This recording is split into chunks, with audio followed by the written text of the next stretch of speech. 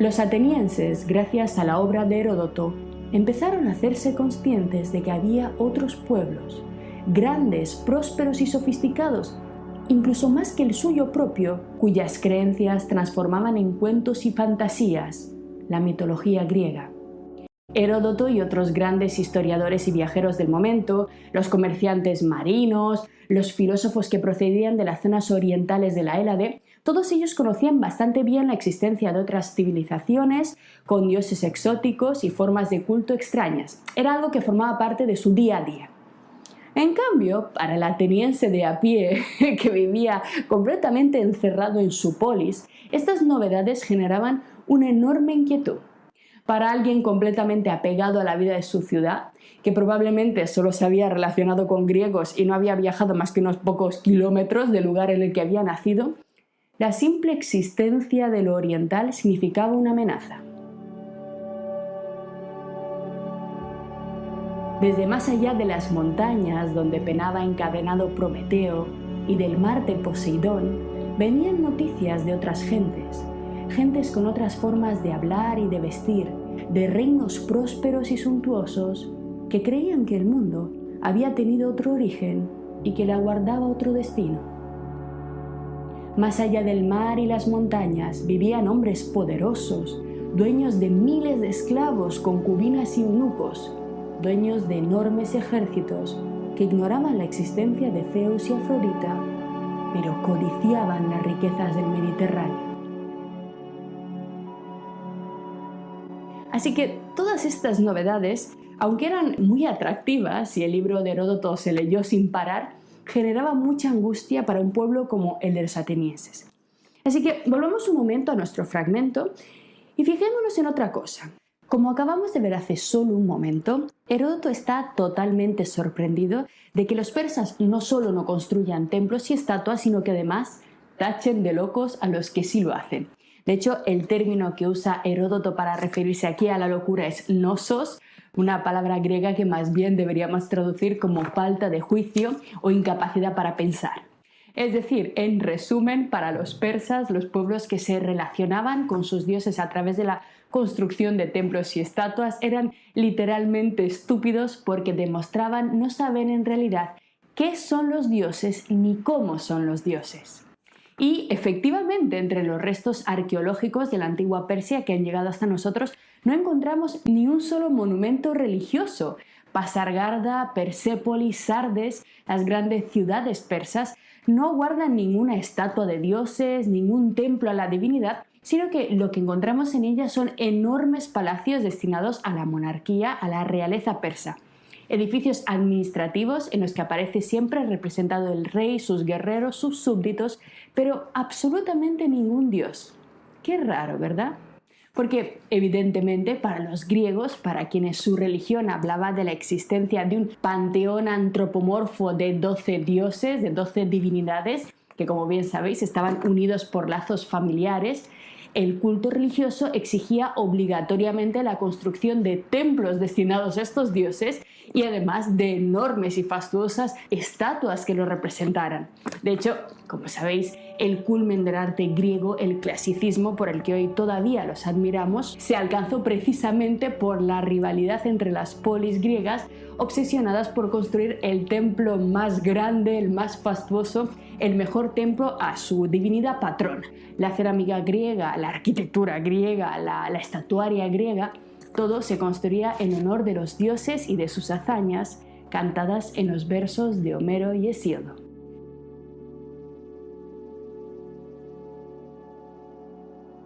Los persas, en cambio, veían todo esto, todo este fasto, toda esta construcción, como una absoluta estupidez, y la razón de por qué lo creían así nos la indica el propio Heródoto.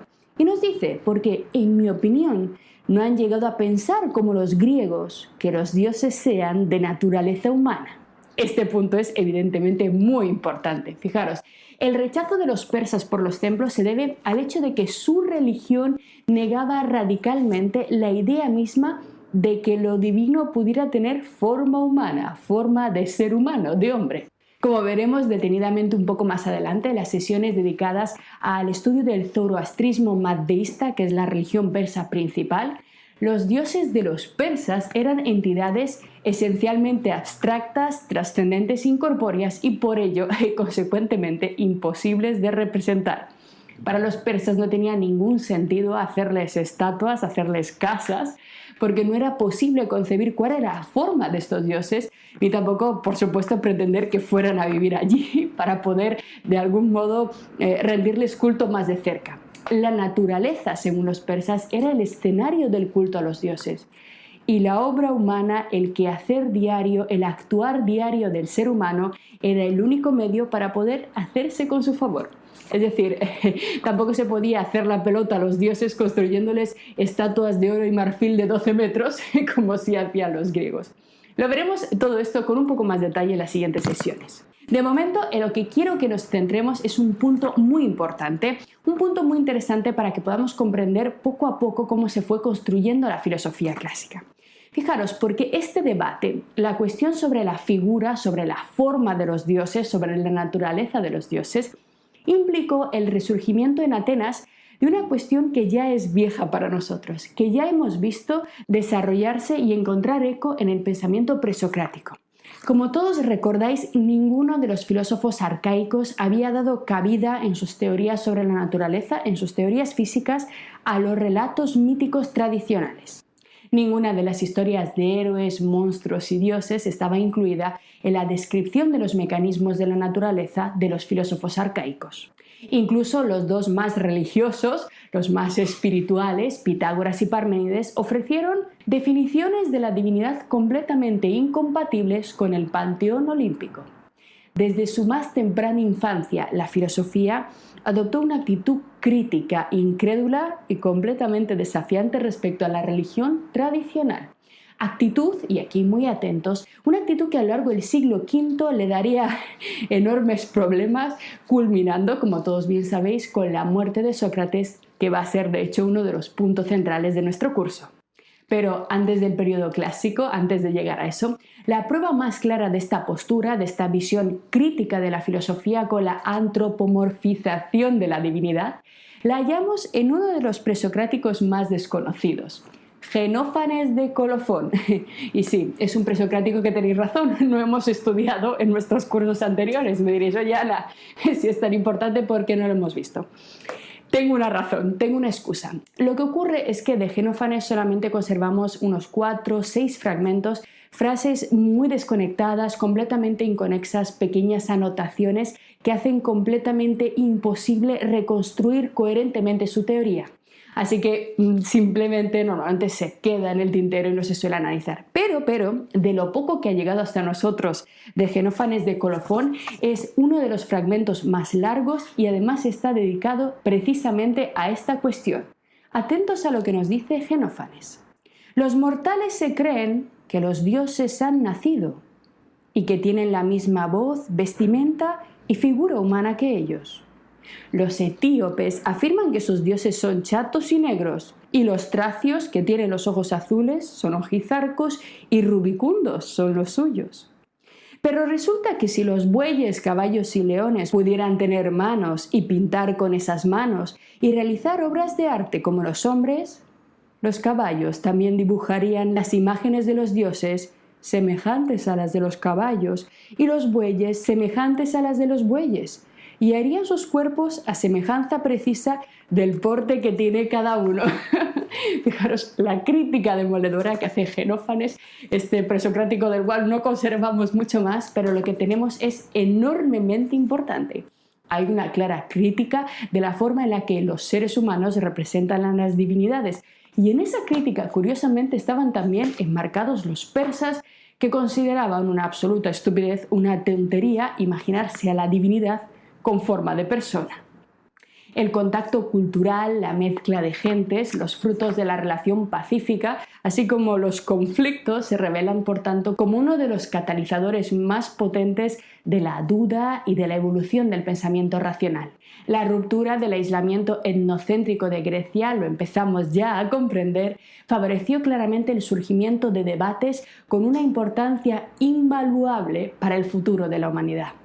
El relativismo, por tanto, hizo su aparición en Grecia y lo hizo inicialmente vinculado al problema de los dioses, pasando solo más tarde a contagiarse a cuestiones epistemológicas y políticas. En este sentido, podemos ver aquí mismo el primer punto en el que el contacto con los persas resultó absolutamente crucial para el desarrollo de la filosofía clásica.